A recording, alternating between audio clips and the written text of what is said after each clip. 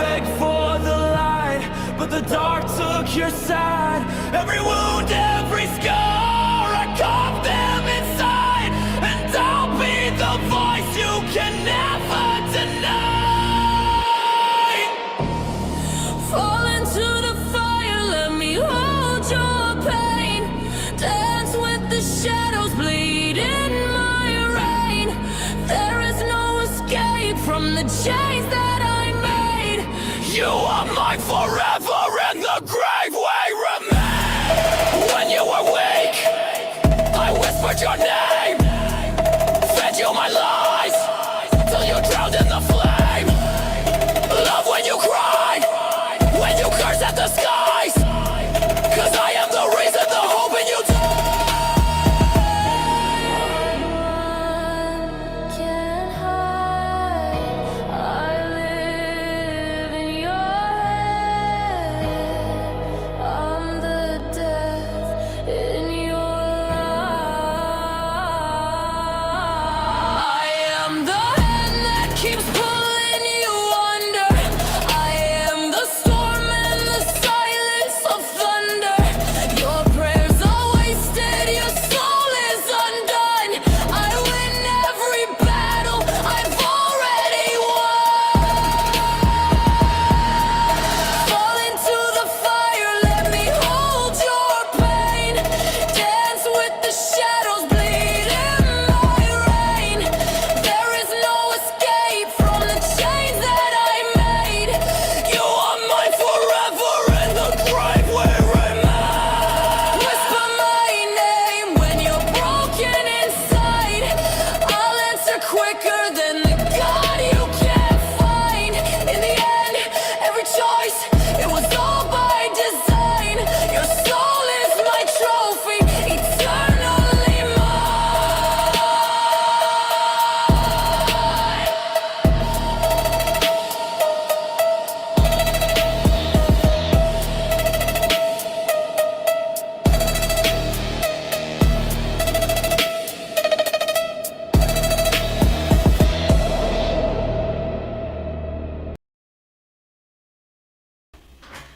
Yes, sir, man. You already know what time it is. We are back here at Surf Smoke Game on the Ground for them Hunger Hounds. We just got the pound and are ready for the next round. So with that being said, make sure to grab your water because it's what you need. I'll still be on autopilot when it comes to the intro. But y'all can see the title of this episode, this live, whatever you want to call it. We're going to be checking out this interview that SERJ did. This was posted over a year ago, so this was a while back. But I don't think I've seen this interview before, so it'll be interesting to see what's going on kind of sort of lately, you know, see what he talks about. So this will be interesting. Like I said, like 3 times already. So with that being said, let's go ahead and get this up on here, and we'll get it going.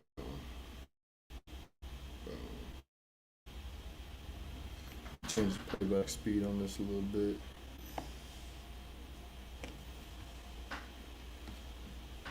Alright.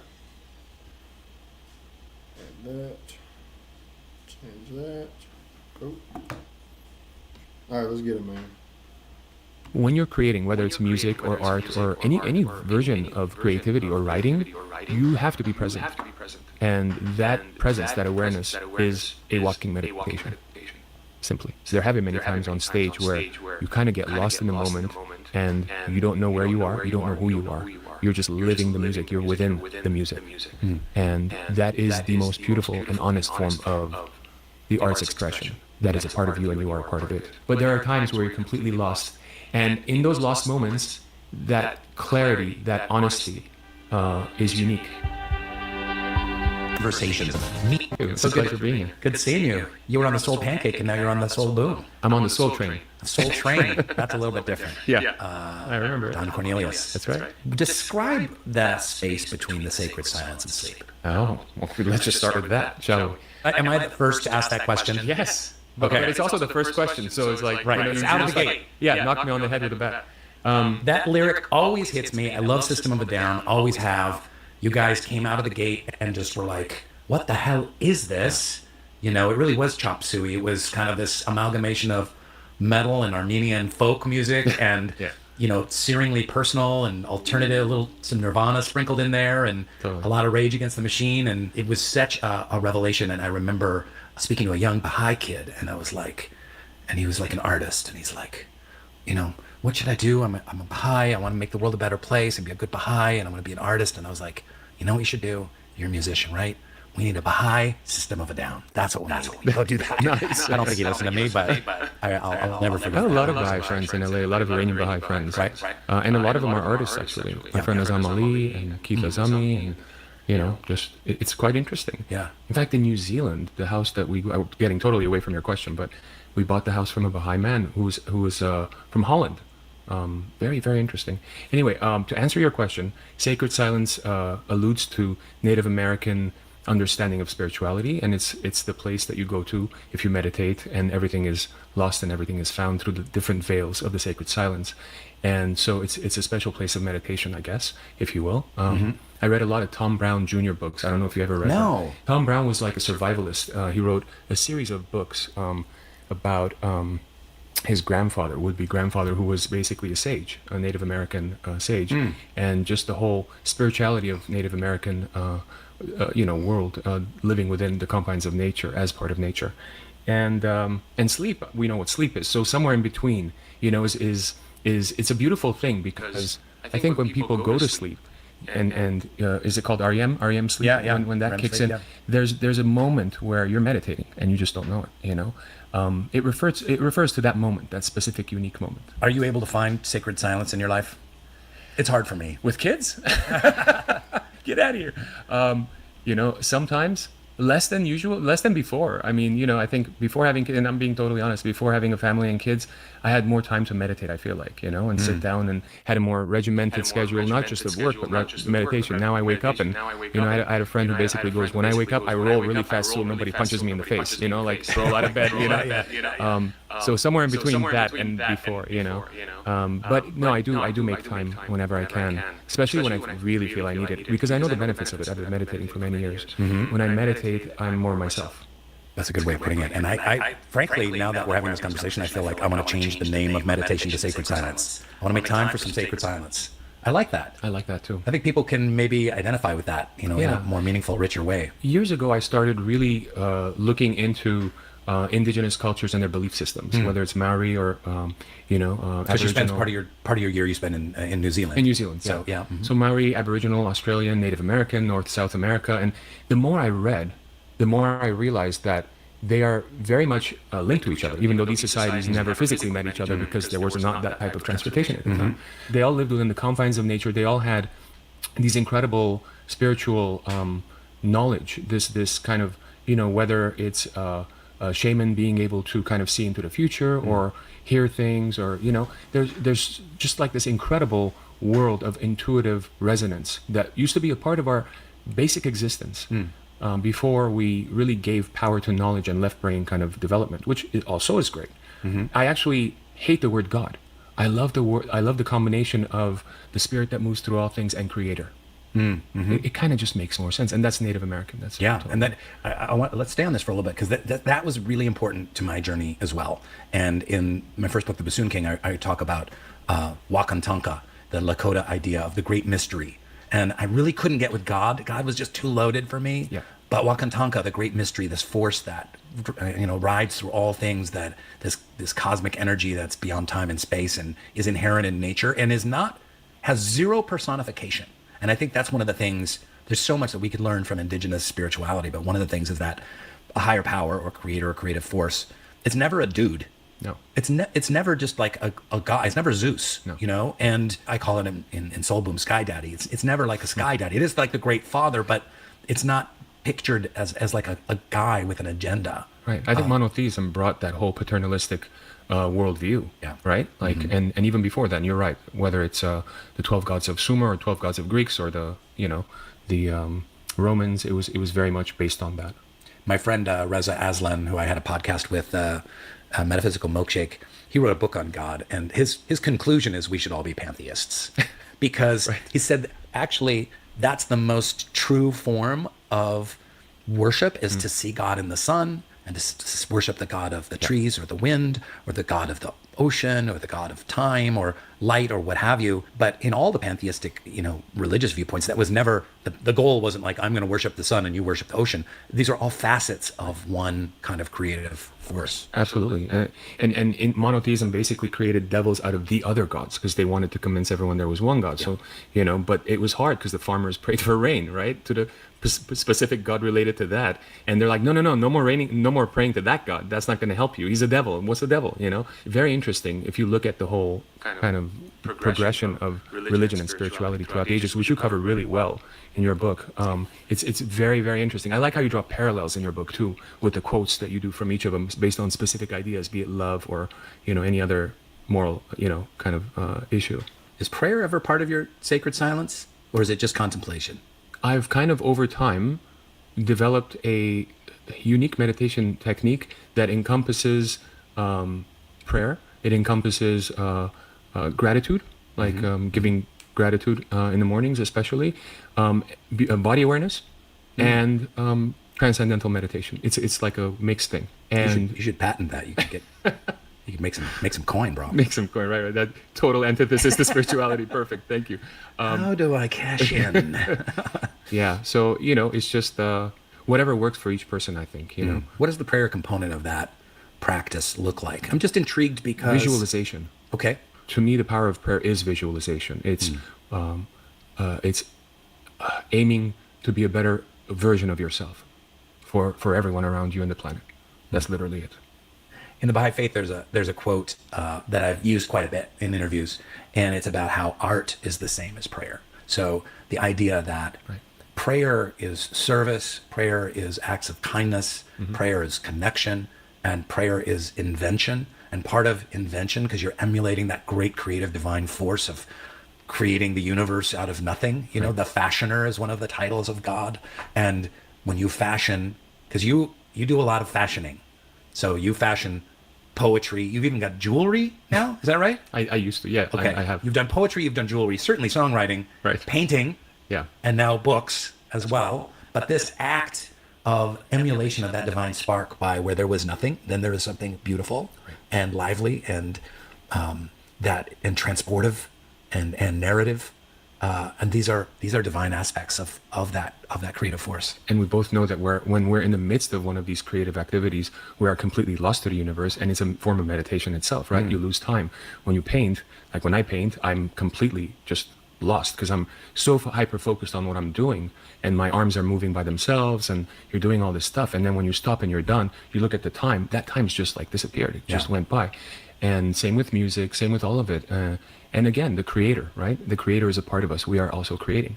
What are you focusing on? Where is your creativity taking you right now? Because we hung a couple of times, maybe 10 years ago or so, and it's good to reconnect. But you're always up to something new, whether it's a coffee company or a social, activist kind of organization.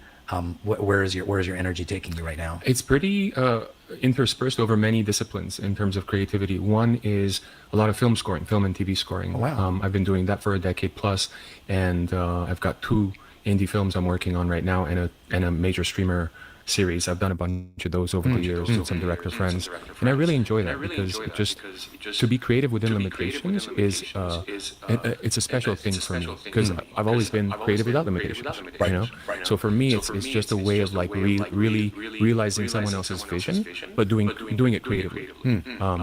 So I really enjoy that. Painting, I'm still doing. All my paintings are musically scored. We have exhibitions here and there at different galleries here in New Zealand. What do you mean musically scored? Like you press a button on a painting and then it has a speaker behind it? That's how we started. We started with speakers actually embedded within the paintings. Are you kidding? No. I mean, that was the first concept. But then we realized it's going to, it was awesome. It I was just joking, but now I totally picture that. became a technical nightmare. So we just realized that it would be a lot better if we created a system where we can use a smart app, and you download the free smart app, you walk into a gallery, and it recognizes the painting using optical recognition and plays you the music while you're walking around with your headphones. So that's what we do. All of my paintings are musically scored. The book I'm doing, coffee line, Kavat Coffee that I started in 2018. We're doing that. We're actually opening up a gallery cafe in Eagle Rock in May or June. We're doing the build out now, putting out a couple of records, doing a couple of shows with System in the next number of months, and some other stuff. Are your records more of your solo stuff? Yeah. I've got a rock record called Foundations coming out through Gibson Records this year, and then a record of collaborations and collaborations, covers, and some other collages is what I call it, tidbits, Nice. kind of thing. Yeah. And what System of a Down doing these days? Well, we're gearing up for a Don't festival. those guys just hate you at this point? I mean, are they just like, Serge, for fuck's sake, will you just be a rock star and sing in our band and go back to Shut up and sing. Lollapalooza and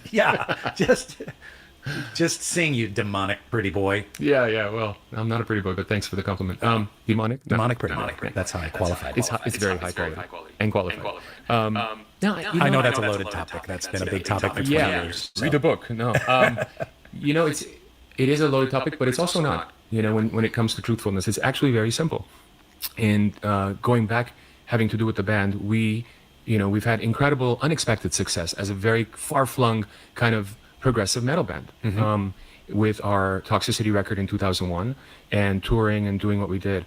And after many years of touring, when we were making the last few records, which we made together, Mesmerize, Hypnotize, we made those recordings were done at the same time, then released as 2 records with 6 months of each other. In 2005 and 2006, before those sessions, when we first started those sessions, I told the guys, this kind of cyclical thing that we're doing with, making records for a year, Touring for a year. touring for 2 years at that time, doing all this promo publicity. It was just cyclical. It was like, I got to stop. And I also want to do my own thing. I have other artistic adventures that I want to, get on.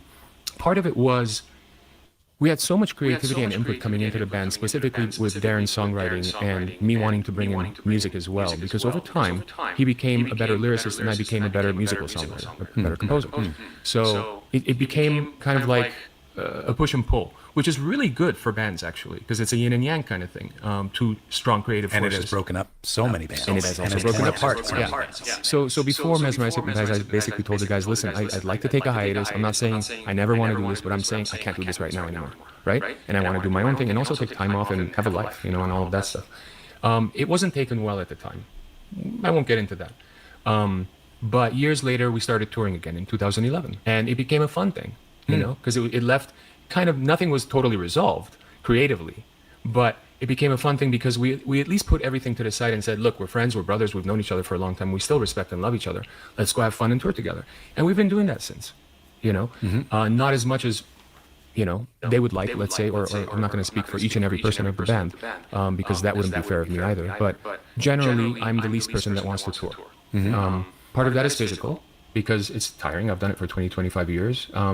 And I had back surgery 2 years ago. I'm much better now and all of that. But part of it is that. Part of it is it's artistically redundant, after a while, because it's Groundhog's Day. You're repeating yourself. David Bowie said the first 2 weeks of every tour is basically, I'm paraphrasing, but, creative after that is redundant kind of thing, which is correct. I don't know. So it's that. But I do enjoy playing with the guys. And when it's a one-off, it's actually fun. Because there's no pressure to do this whole rigmarole of a long tour or press or anything. You just rehearse together, make your dumb jokes, have food together, and then go and play that one show, and it becomes a hoorah. know? So that's what we've been doing, and I'm grateful for that. How do you guys hook up with Rick Rubin? Right. Because even at the time, he was a big deal. Absolutely. He's been a big deal for 30 years. Yeah. So Rick Rubin was friends with Guy Oseary. Guy is a manager, used to run Maverick Records for Madonna, under Warner, and discovered Alanis Morissette. I discovered Alanis Morissette, that's right. So Guy was a friend of our managers at the time, David Benveniste. And so we were playing the Johnny Depp's club, Viper Room. Yeah, could I forget?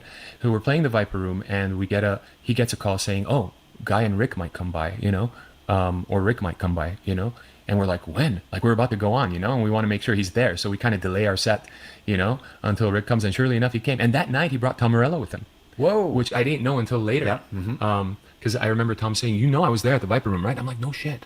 I'm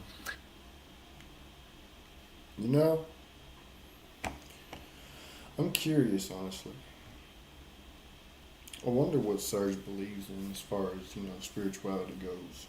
Like, what does he truly believe in? I know you said he'd been studying different native folklores and all this, that, and the third, different native cultures and all that, but I wonder what he truly believes in. Because I know you said for him, prayer is visualization of becoming a better version of yourself for others and you, which is interesting. I never really thought about it like that. I never really thought of prayer as a visualized visualization of you being a better person of yourself and then going out and being that better person. Because when you think about it, most people when they pray, you know, thank you God for this food, thank you for the money I have, thank you for the roof that I have, my car, all these things, you know, my family and friends and all that. But I never heard anybody talk about how prayer is a visualization to be a better version of themselves. It's an interesting take.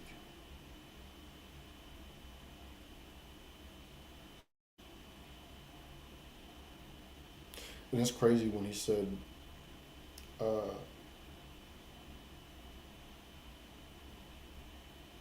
think it was Mesmerized and Hypnotized, released back in 2001. That's when I think of something being released back then. It's just, man, it's crazy how fast time has flown, man. And it sucks because I haven't seen them live. And honestly, I don't know if I ever will get to see them live. They were a huge part of my teenage years. I remember there was a point in time where I was listening to nothing but System of a Down. Same way with Skillet. Same way with Red. Same way with Hollywood Undead. I always go through these cycles of where I listen to just one band or one artist.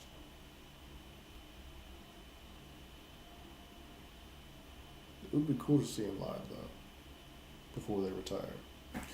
But anyway, with that being said, I appreciate y'all for tapping in, man. I gotta go ahead and end this episode off here. So make sure y'all share with your friends, your families, your mummies, your aunties, your grannies, and everybody else that y'all know. I'm out. Deuces.